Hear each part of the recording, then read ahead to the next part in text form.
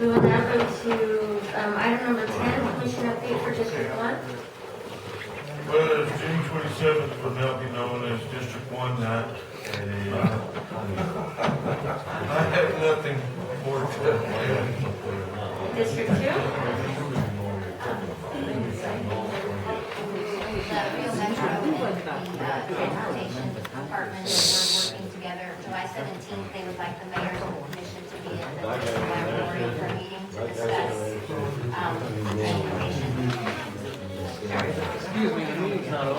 Would y'all go out in the hall, please? I would ask that you please take your conversation outside of the chamber as we are continuing with county business. Thank you.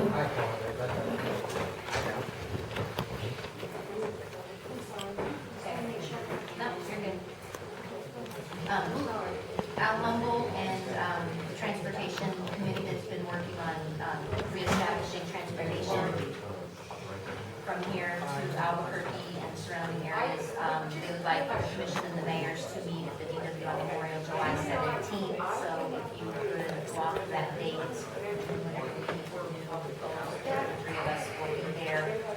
They want to get everybody's input on the building, kind of where we're going to be established out of, how it's going to run. So if you could just mark that down. At the DWI Memorial? Yes. Okay. Do you know what time or At 3 anything? p.m. July 17th. I'll send out a, Could you send a reminder? yes. Okay. Send it to Joy and Joy? Yes, I will. Okay. I will. I'll send out the reminders. But I just wanted you to block your dates, Okay. because they want everybody's input. Okay. Anything else? I have that. Okay, out of District 3, just kind of, just pertaining to my district and things that I said I would work on. I failed to set up a committee meeting for the proposed road tax. And I was wondering if it would be possible for us to have our first meeting either before or after our next commission meeting. So that's kind of open for discussion. I'll have to check my calendar, but I'm pretty sure I'm free after the meeting. Okay, Yeah, I got it. because that's a day meeting, so depending I'm on. kidding, I'm free after the meeting. Yeah, I'm good. I'm already here. I'm good. Okay. Sorry, it's late. So if we can just document that we will have our first meeting of the road tax discussion after our next commission meeting. Yes. So, may I ask for some clarification? If it's a different meeting, then we need to publish 2 agendas? Yes, you would. Is it Or a could they do it workshop? as a workshop as part of the existing meeting? That's what I would think. I think it's a good idea, workshop. Okay. That will be on the 11th of July. Okay. Yeah. And then my next is I got a call from a constituent in my district, and I think, Leonard, this might be something for you. I don't think that this road is in my district. That's why I didn't really call the manager's office and ask them to take care of it. But there was some material put on a road, and I guess a car got a little bit of damage to it. Are you familiar? Is that in your area? Okay. So I'm just asking that, the gentleman said he's not getting any phone calls returned, and he understood that there was a lot of people out of the office last week, so if, I think he said he talked a little bit to Annette, he talked a little bit to you. He talked today, actually. You talked to him? Okay. Okay, so just as long as, we're moving forward with whatever we have to do with him. Then I got a request from Representative King, and she is asking that we consider during our ICIP process, or whenever we're looking at infrastructure improvement, to consider looking at all of the senior centers and either once and for all saying they're going to be maintained by us or they're going to be maintained by PMS, and kind of just having something in writing. And I know that, I think Joy and I have spoken about this in the past, and I had a little brief conversation with Kathy about it as well. So I was just wondering what the other commissioners thought and what Joy thought about us maybe having a meeting to kind of decide how we could go forward looking at how to maintain the senior buildings. If something breaks, who's responsible to pay for it? And I went and looked at our senior center. Kathy had asked me to come over and take a look, and it is something that we need to address because there's work that needs to then? We do work on the senior centers all the time, and I thought that had been clarified, that if it was a building issue, it was a county building and it was our responsibility. And if it was an equipment issue that PMS as a contractor needed to provide, they provided it. So we certainly need to meet about it if that's been changed. So as it is right now, Joy, is it currently written down that way?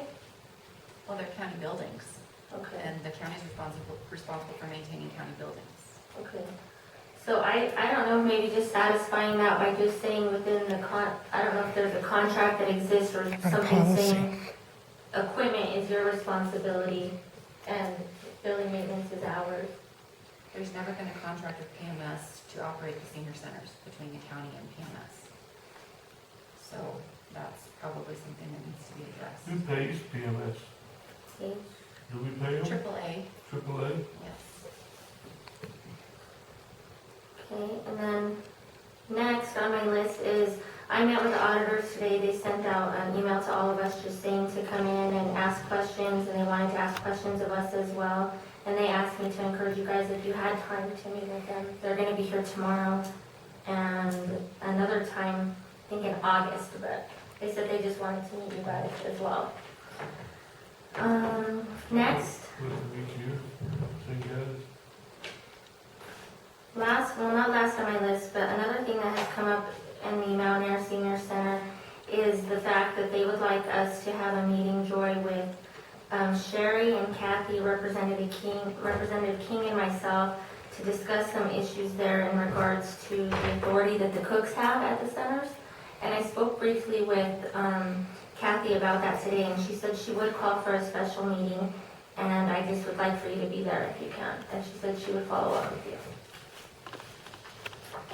And then when I got here this afternoon and checked my box, I received a letter from the state of New Mexico Office of the State Auditor, and I can make a copy of the envelope. It was mailed June 26th and is dated June 26th. I made copies of the original letter, which you can compare to the original if you like. It does have a section on page 2 that requires that we appoint who the contact person is as far as the audit. We need to give the name, the title, and the date and send it back. And it is also requesting additional documents pertaining to the audit. So we need to, I was going to give that to the manager's office since they're usually the audit contact for all of our other audits and have that taken care of. But we can discuss that. Lastly, the Bahia Community Center just looks amazing. We just have the big room left to paint, and I say we, but really it's Antonio and everybody who's been helping him. The fiestas were great. Everybody was just astonished on how much work was done and how wonderful the building looks, and so I encourage everybody to go out there and take a look at it. And I believe that's all that I have for mine. I have one thing that I need that I wrote down. I know I'd ask Julie to look into this, program 108, that Phil Escher left out. And did you find out whether we would be responsible if we endorse or sign off on this? Yes, sir, I did. I actually had a meeting with the governor's office a week ago Monday, and we discussed the Section 108 program, and he suggested that the county attend the next meeting of the CDC, which is the Community Development Council. He did confirm that. I've spoken with the deputy director from DFA as well, and I've spoken with Myra, and she had gotten me some information on Section 108 funding also. And the deputy director at DFA told me that Frank Padilla did in fact tell Mr. Archuleta that he could apply for the funds on his own, and that the county could support the project with no fiscal responsibility, but HUD only allocates the money to the state of New Mexico. So the state of New Mexico has to come up with funding requirements and parameters for how it's allocated and how it's spent and how it's collateralized, basically. So I confirmed that with the governor's office. The governor's office said that it's still too new to the state. They would discourage us from doing anything to support this project until we attended meetings with the CDC.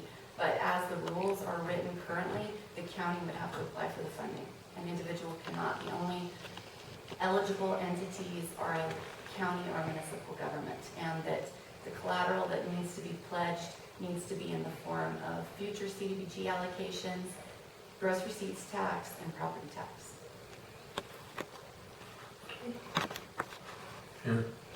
Good. Well, that answers my question. I know it was discussed at length with the Forest Service, and there was pretty strong contingent of the same thing, but I wanted to check and make sure what you had found out. Regarding the state auditor's office, I think Vanessa, since you're the one that asked for it, that you should be the contact person, and then you ask the Joy's office to get whatever documentation they want, Okay, since it wasn't a commission decision.